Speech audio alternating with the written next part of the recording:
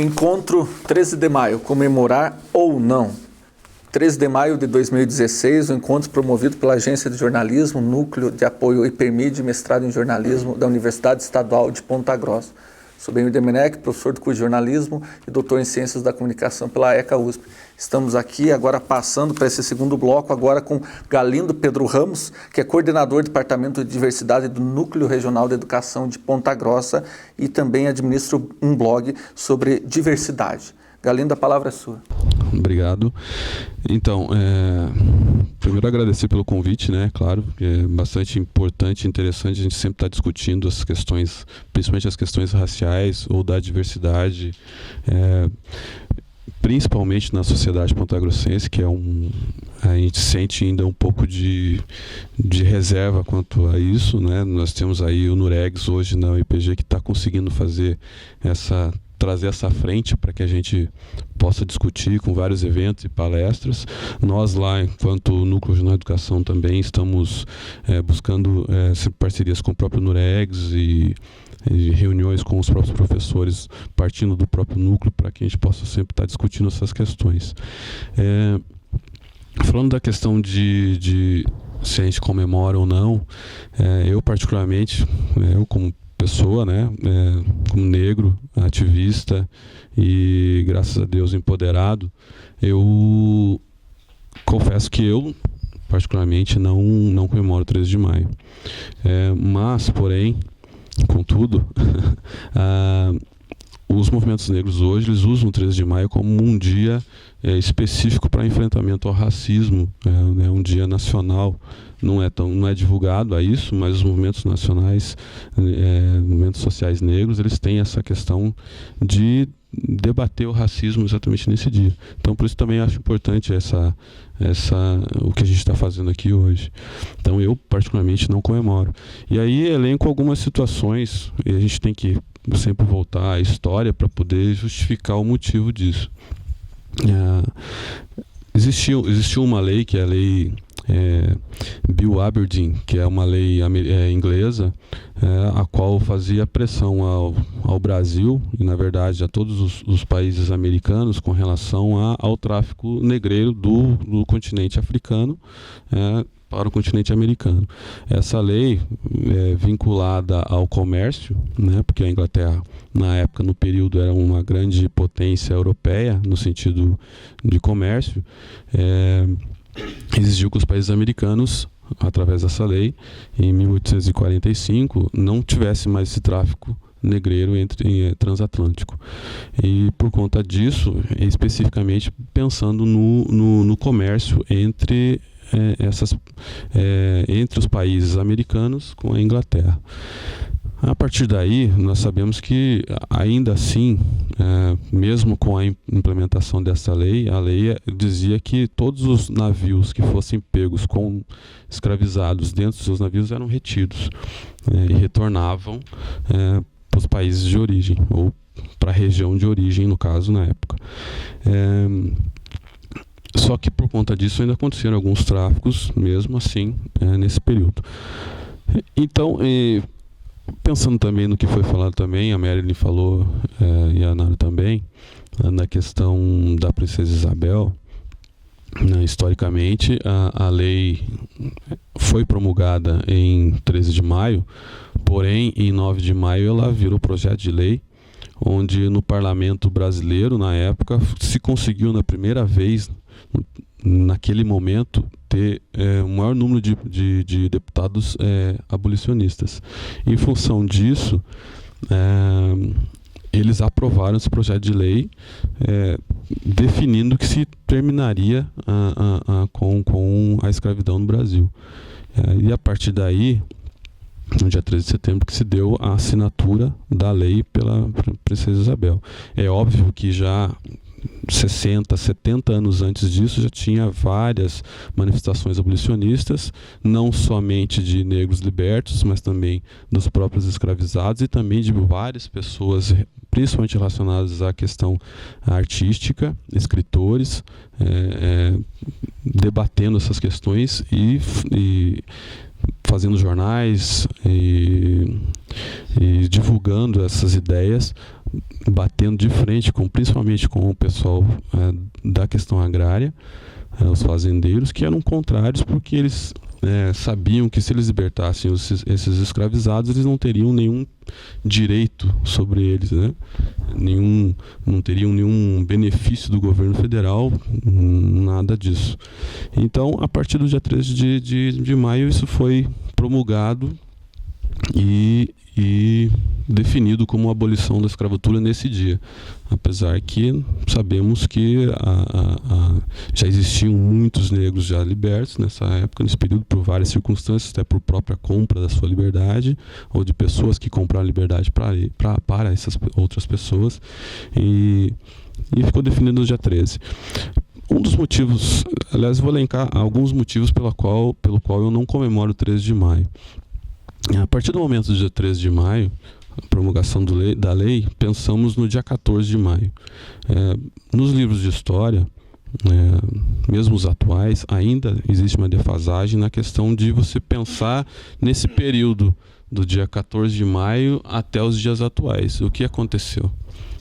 O que foi feito? E aí eu elenquei algumas situações para a gente poder refletir um pouquinho sobre isso. Por exemplo, a partir do dia 13 de maio não houve nenhuma reforma agrária pelo então Império, que ainda não era República, para que esses escravizados ou libertos tivessem uma possibilidade de terras para poder ter seu fomento. Lembrando que muitos deles trabalhavam na agricultura.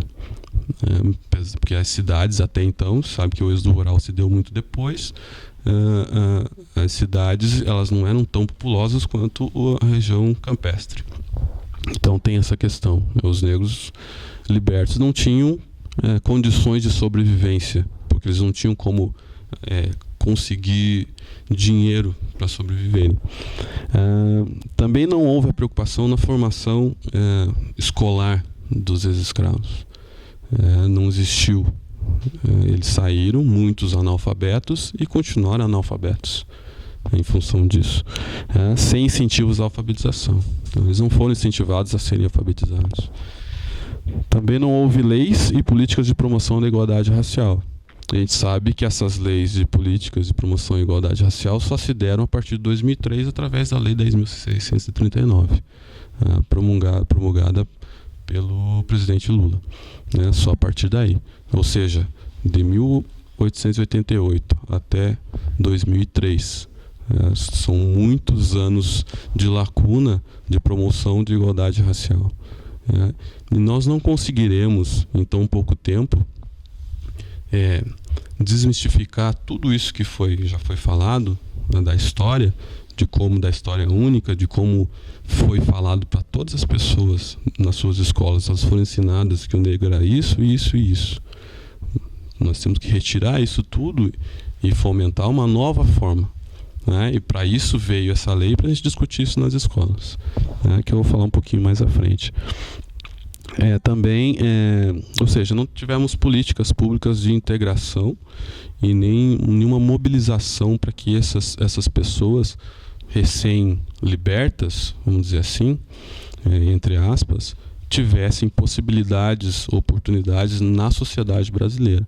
E acontecendo a seguinte situação: muitos deles, ou a maioria deles, sem possibilidades, sem dinheiro, acabaram engrossando a massa de desempregados, indo para as cidades que tinham morros, indo para as favelas, vivendo em situações degradantes, coisa que nós temos até hoje no Brasil. Então é bastante importante a gente lembrar disso. As políticas públicas não existiram a partir de 13 de maio de 1888. A partir disso, por isso, eu justifico que eu não comemoro o 13 de maio. Então é importante a gente pensar nessa questão.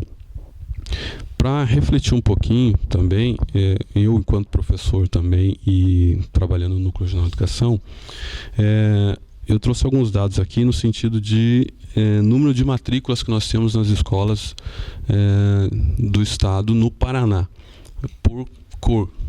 Né? Esses dados são do MEC, que vem através do censo escolar, que é feito a cada 2 anos. Em 2013, nós tínhamos a seguinte situação. No ensino fundamental, ou seja, do 6º ao 9º ano, nós tínhamos 702.113 alunos. Desses, 423.801 brancos, 3.405 amarelos, 2.037 indígenas, pretos, 7.716 e pardos, 132.800 alunos. Não declarados, 132.354. Então, a gente ainda luta nessa questão, como a Nara falou, da autodeclaração.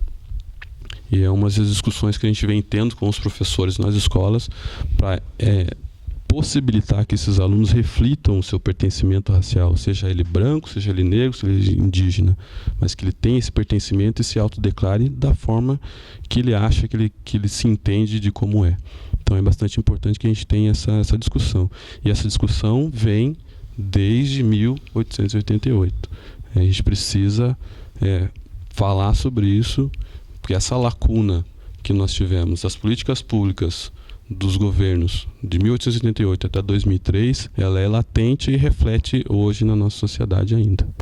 Muito obrigado, Galindo Ramos. Agora passamos a palavra para Sérgio Falcão, que é licenciado em Música pela Universidade Estadual de Ponta Grossa e é músico do grupo Novos Malandros. Muito obrigado, Benhur, pelo convite. Eu sou filho de pais de classe média, sou branco, sou heterossexual,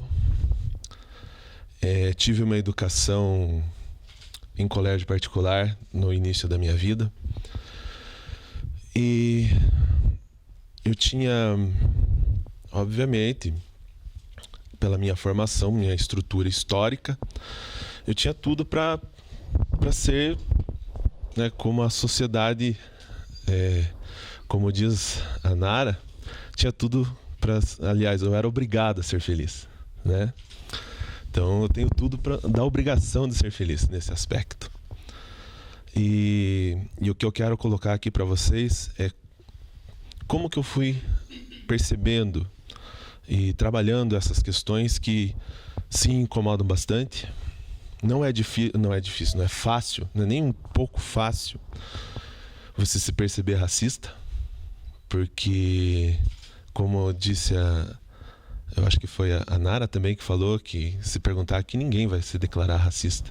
E eu era um desses também, obviamente. Não que isso seja necessário ou não se declarar racista. Tua atitude diz se você é ou não, né? Então,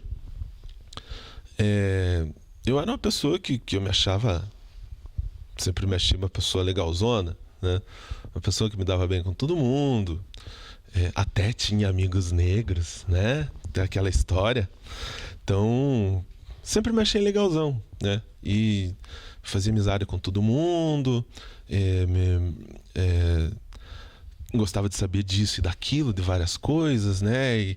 E pensava que respeitava, mas a grande verdade é que eu reproduzia, sim, muitos preconceitos raciais. Preconceitos esses latentes na nossa sociedade. Preconceitos esses que eu ouço todo santo dia. E eu me pergunto como que eu pude não perceber tudo isso. Essa que era a grande verdade. Você se perceber racista, você se perceber alguém preconceituoso, não só na questão do racismo, mas também na questão da homofobia, na questão do machismo, né? Você se perceber em todos esses aspectos não é uma missão fácil. Você tem que estar predisposto a isso.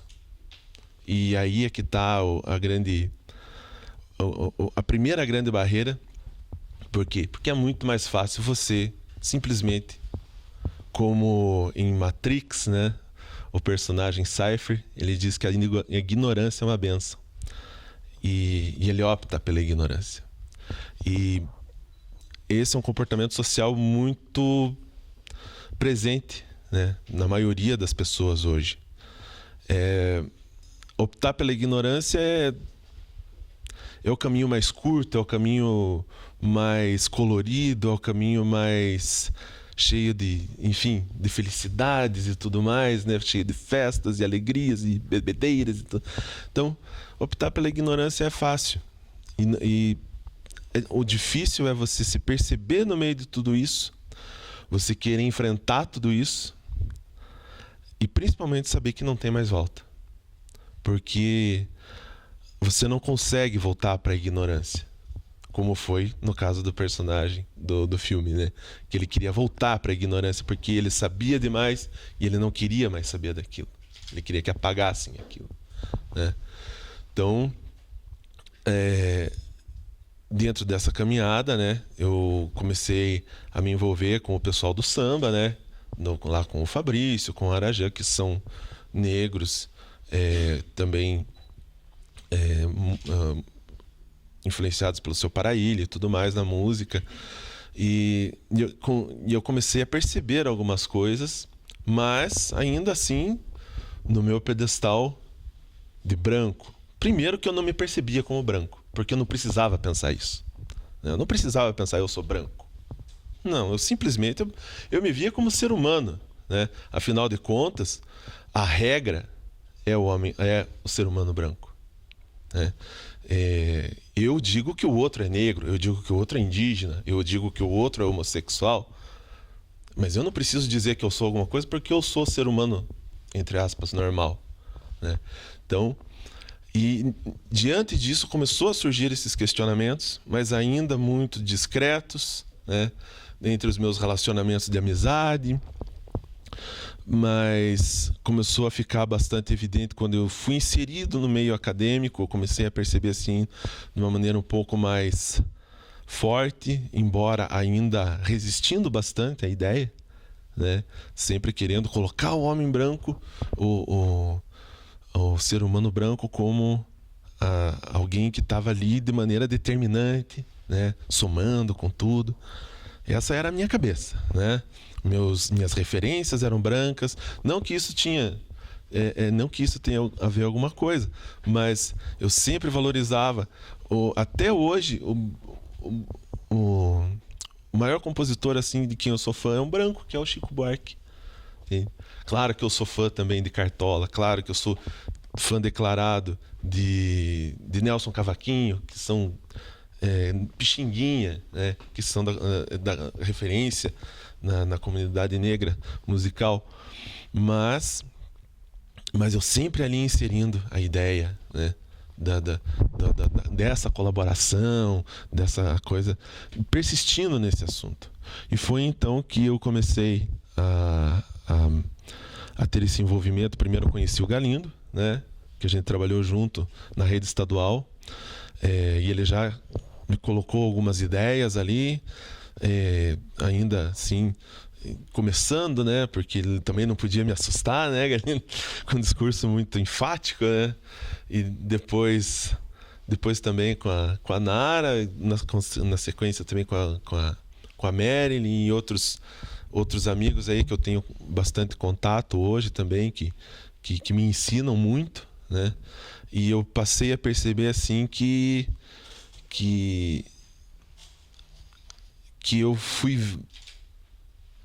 eu aceitei de uma maneira bastante clara a questão da história única, porque a história única me favorecia. Entende? Ela me favorecia enquanto cidadão, né? Ela favorecia a minha cor de pele, ela favorecia a minha sexualidade, ela favorecia, enfim, me favorecia um todo. Eu era classe média, eu era, né, tudo aquilo que a sociedade poderia esperar de mim. E fazer esse enfrentamento, ir atrás da leitura, ir atrás do entendimento, e principalmente respeitar o empirismo, né, de quem tem essa vivência, porque eu, por mais que eu estude, por mais que eu busque, por mais que eu pense, por mais que eu reflita, eu ainda não vou ter o empirismo. Entende? E eu preciso respeitar demais isso, porque na verdade essa é a grande diferença. Essa é a grande diferença do discurso meu com o discurso dos demais, porque eles têm esse empirismo e eu não. E eu tenho o empirismo da minha branquitude, né? E por isso que eu estou colocando dessa forma, que que eu tenho vergonha de muito do que eu era, embora eu saiba que ignorantemente ou não, mas ainda assim isso é reflexo de toda essa construção, né, da sociedade. Embora eu não possa colocar a questão, como insistem sempre em colocar na mesa a questão biológica, né? Biologicamente somos sim todos iguais, né? Mas historicamente e politicamente não somos iguais, não. E isso precisa ser corrigido.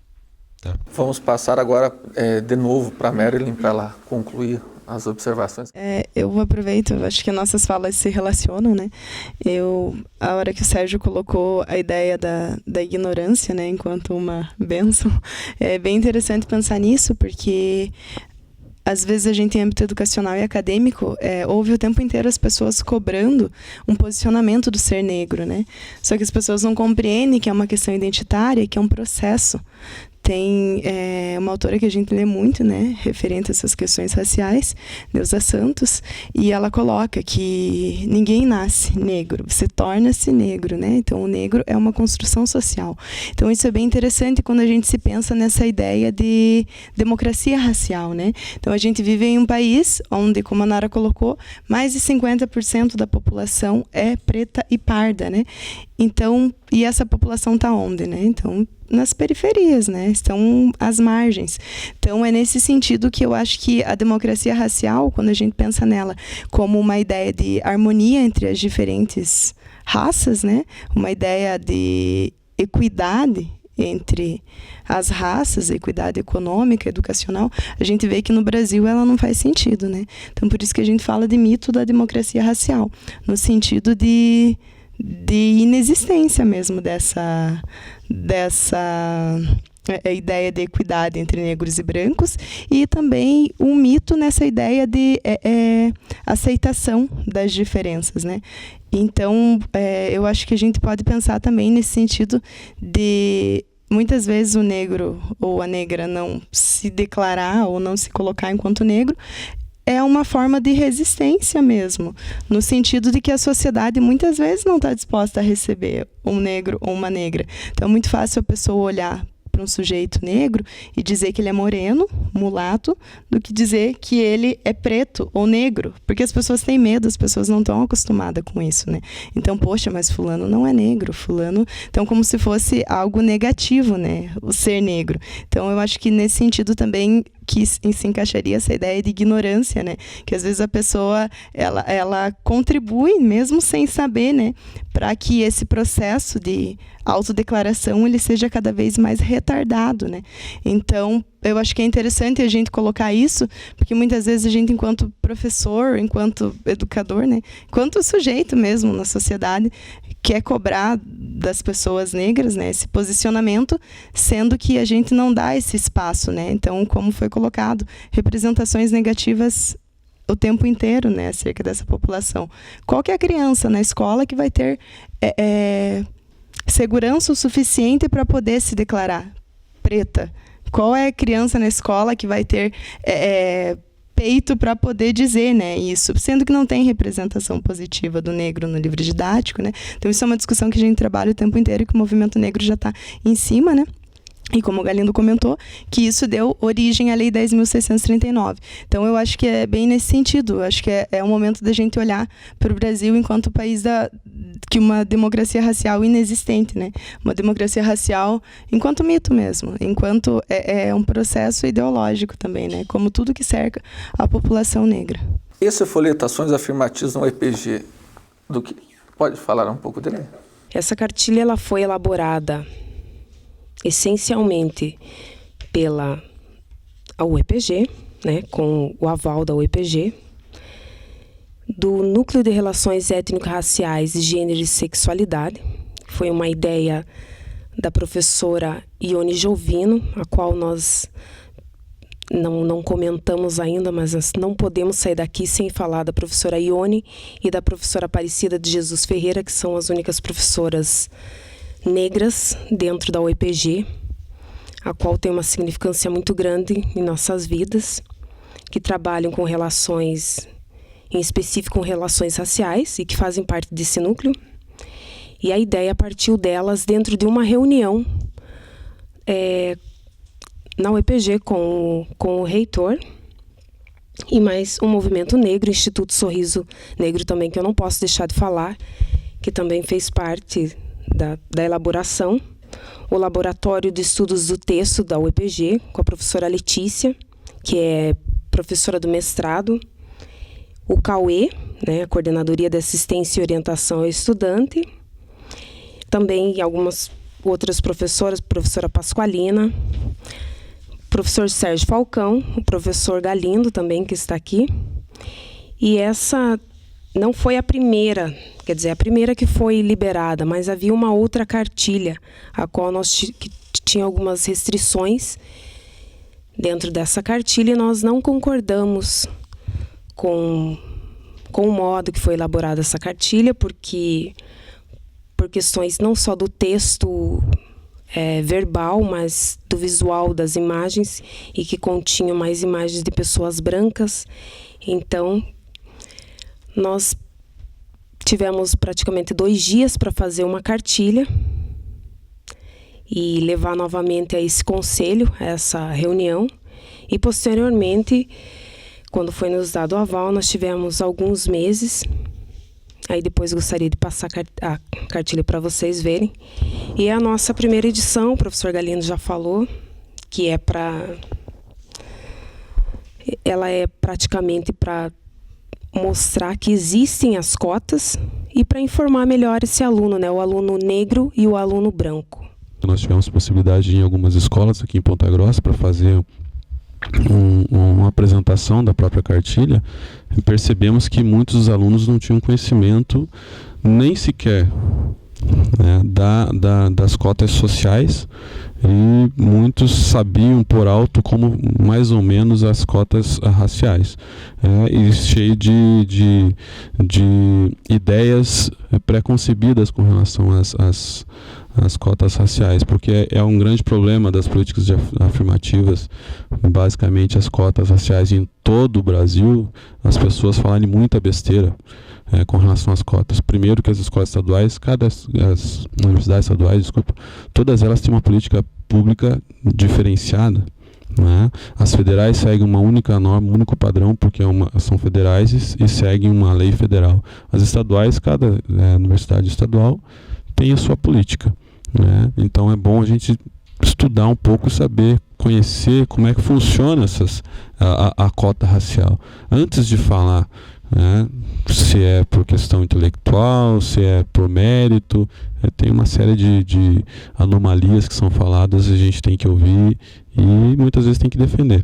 Então, só para deixar claro que foram entregues para todos os alunos de terceiros anos dos núcleos de 11 municípios, cerca de 5.000 alunos receberam essas cartilhas, e essa é só a primeira edição. Então, nós temos a ideia de fazer entregas também para o vestibular de verão e seguir isso para no ano que vem, e assim por diante, fazer a divulgação até que todas as pessoas tenham um conhecimento efetivo do que são as cotas sociais e raciais na Universidade Estadual de Ponta Grossa. Então, muito obrigado, Galindo. Vou passar agora para o Sérgio, que ainda não teve a oportunidade de pegar o microfone pela segunda vez, então, para também fazer a conclusão.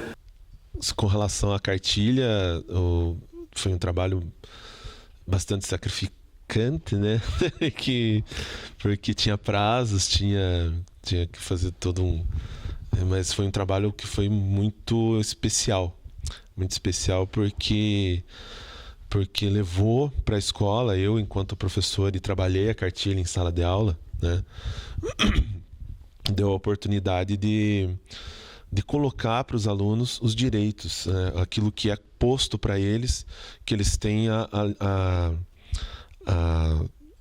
que eles tenham esse aparato, né, das instituições governamentais e tudo mais, que dão essa oportunidade para eles, tanto para a questão do aluno das cotas sociais, quanto das cotas raciais. Todas essas vagas são destinadas aos alunos da escola pública. Isso é uma coisa que não muitos alunos sabiam, né? Que tanto as cotas sociais quanto as cotas raciais são direcionados aos alunos da escola pública, né? Isso para muitos foi uma surpresa entende? Inclusive, muitos professores mudaram de postura a partir desse quadro, né? Dessa situação. Eu agradeço a todos aqui, a Nara, a Marilyn, o Galindo, o Sérgio pela presença, e também indico algumas leituras para vocês aqui do Oswaldo Camargo, Carro do Êxito, um livro de 1972, Rio Negro 50, do Ney Lopes, que é compositor de sambas, também um livro maravilhoso, e também A Descoberta do Insólito, que é a literatura negra e periférica no Brasil, que é um prêmio que recebeu o prêmio em Coimbra e também no Brasil, um grande pesquisador, livro disponível na internet em PDF pela Biblioteca de Dissertações e Teses da Unicamp. Bom, então muito obrigado por vocês estarem nos ouvindo, nos vendo, e a gente fica um pouco mais aqui para quem está presente, se quiser fazer algumas perguntas aqui para a mesa. Obrigado pela audiência.